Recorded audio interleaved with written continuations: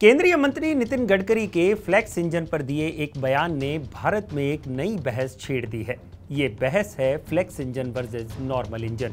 नितिन गडकरी का कहना है कि अगले 6 से 8 महीनों में वो गाड़ियां बनाने वाली कंपनियों को ये निर्देश जारी कर देंगे कि वो गाड़ियों में लगने वाले नॉर्मल इंजन को फ्लेक्स इंजन में कन्वर्ट करें। कि फ्लेक्स इंजन होने के बाद अगर 3-4 साल में, तो ये 1 आध साल में ही मेरी कोशिश है कि अब पेट्रोल वाले जितने हैं वो सब scooter, motorcycle, car, petrol engine will be the flex engine. इस घोषणा के बाद लोगों में इस बात को लेकर संशय है कि अगर सरकार ऐसा कोई नियम लागू कर देती है तो जो उनकी पुरानी गाड़ियां हैं उनका क्या होगा, और क्या नई गाड़ी खरीदना महंगा पड़ेगा।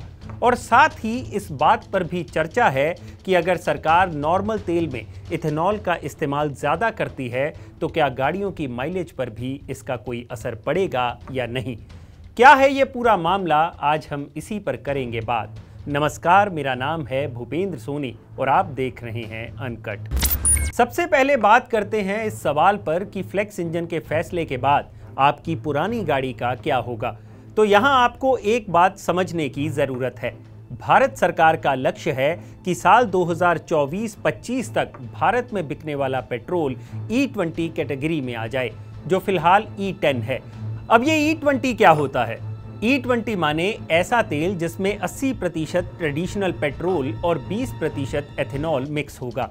फिलहाल की बात करें तो नियमों के मुताबिक भारत में अभी 10% तक ही पेट्रोल में इथेनॉल मिक्स किया जा सकता है, और ऐसा करने वाली भी भारत में सिर्फ 15 स्टेट्स हैं जहां 10% एथेनॉल मिक्स पेट्रोल मिलता है। बाकी स्टेट्स में ये रेशो 0 से 5% ही है। लेकिन अगर हम ब्राज़ील जैसे देश की बात करें तो वहां E85 कैटेगरी का तेल मिलता है, जिसमें 85% तक एथेनॉल मिक्स होता है और 15% पेट्रोल। अब बात करते हैं आपके पुरानी गाड़ी के इंजन पर इथेनॉल से पड़ने वाले असर की। फ्यूल और गाड़ियों पर रिपोर्ट करने वाली एक वेबसाइट bellperformance.com के मुताबिक पिछले काफ़ी वक्त से जो भी गाड़ी मार्केट में आ रही है उसमें एथेनॉल से जुड़ी दिक्कतें आने की संभावना काफ़ी कम है। पहले के इंजनों में कंपनियां स्टील और कॉर्क गास्केट मटेरियल का इस्तेमाल करती थी, जिनके इंजन इथेनॉल और पानी के संपर्क में आने पर दिक्कत करते थे। लेकिन अब गाड़ियों में जो फ्यूल सिस्टम और मटेरियल यूज़ किया जाता है उसके साथ ऐसी कोई दिक्कत नहीं है। लेकिन ये बात E10 या फिर E15 एथेनॉल तक ही लागू होती है, और जैसे जैसे पेट्रोल में इथेनॉल की मिक्सिंग बढ़ती जाएगी आपकी पुरानी कार पर इससे होने वाला डैमेज भी बढ़ता जाएगा।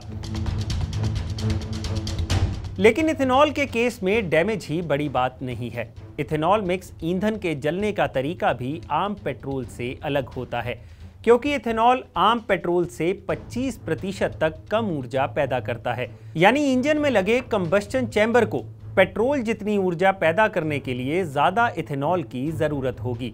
इसके लिए गाड़ी में ज़्यादा चौड़े फ्यूल इंजेक्टर की ज़रूरत होती है। इसके अलावा गाड़ी के जेट के साथ साथ और भी कई टेक्निकल प्रॉब्लम्स हैं, जिसके चलते इथेनॉल मिक्स तेल का इस्तेमाल आपकी पुरानी गाड़ी में करना मुश्किल हो जाता है। लेकिन आपको घबराने की कोई ज़रूरत नहीं है। आपकी पुरानी गाड़ी में भी कुछ बदलाव कर उसे इथेनॉल फ्यूल के हिसाब से मॉडिफाई किया जा सकता है।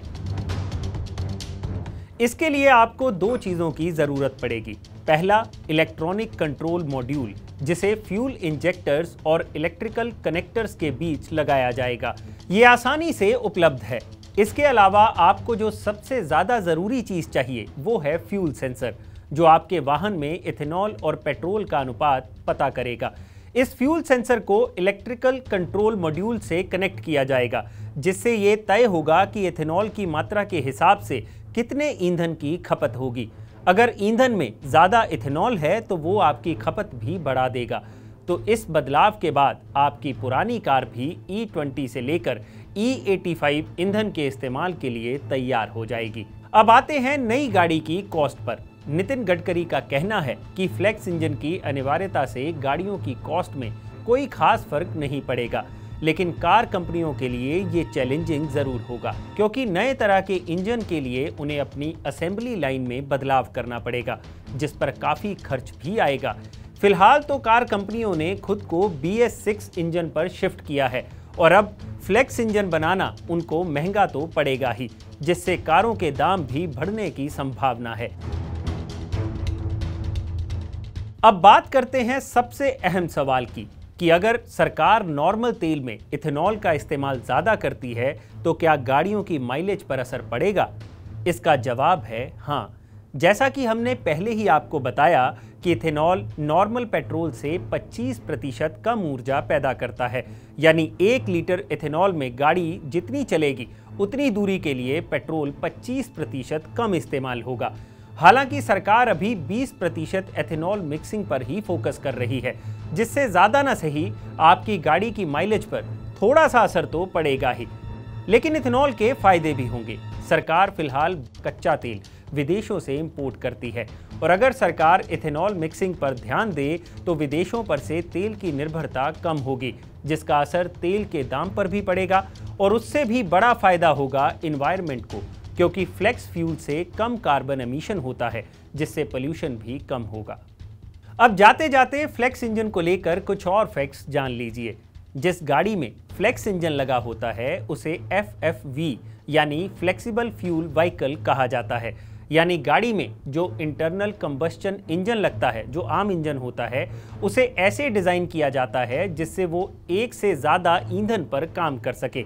इसमें पेट्रोल को इथेनॉल के साथ या फिर मेथनॉल के साथ मिक्स कर यूज किया जा सकता है और ये दोनों ही तेल एक ही टैंक में स्टोर होते हैं। अब आप सोचेंगे फिर तो CNG गाड़ियां भी फ्लेक्स इंजन की कैटेगरी में ही आती होंगी। नहीं, ऐसा बिल्कुल नहीं है, क्योंकि उसमें एक नहीं 2 टैंक लगे होते हैं, पेट्रोल का अलग और CNG का अलग। इन्हें बायोफ्यूल इंजन कहा जाता है। तो ये है फ्लेक्स इंजन का पूरा गणित। हम आशा करते हैं आपको फ्लेक्स इंजन से जुड़ी हर जानकारी समझ आ गई होगी। अगर जानकारी से भरा ये वीडियो आपको पसंद आया है तो इसे लाइक और शेयर ज़रूर करें और ऐसे ही और वीडियोस देखने के लिए सब्सक्राइब करें हमारा चैनल अनकट।